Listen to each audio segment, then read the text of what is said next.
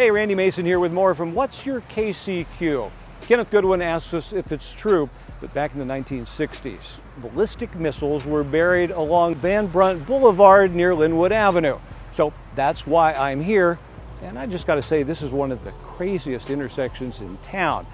Right over here, Van Brunt runs into Cleaver Boulevard, but you can also get on Hardesty or veer off onto Stadium, not to mention the fact that Linwood, which normally runs parallel to 31st Street, actually crosses it right over there. Kind of mind-blowing, actually. But the answer to Kenneth's question is really pretty simple. There were no nukes on the east side. But thanks to the doctrine of mutually assured destruction, there were ICBMs not far from Kansas City, all in rural areas clustered around Air Force bases like Whiteman in Missouri and Forbes in Kansas. After those silos were decommissioned and moved to more remote sites in Wyoming and the Dakotas, a few were rehabbed and renovated as the most extreme of extreme homes. Minuteman Control Center. I hope the missileers left and they're not there.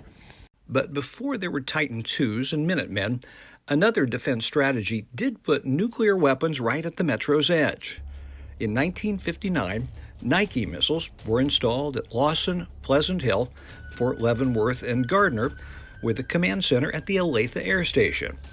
Basically, what the Nike missiles were anti-aircraft and anti-missile missiles.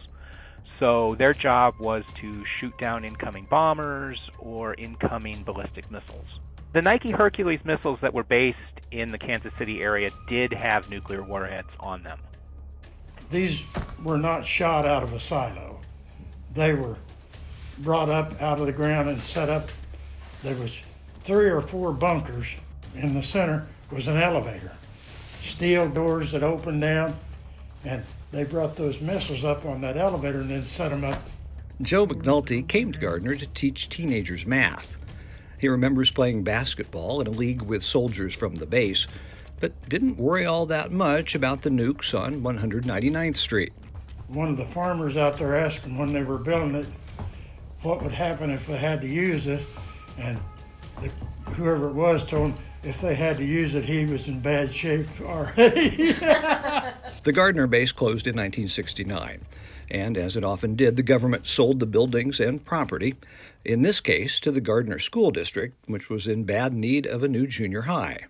They named it Nike, and with a little help from Joe, found the perfect mascot.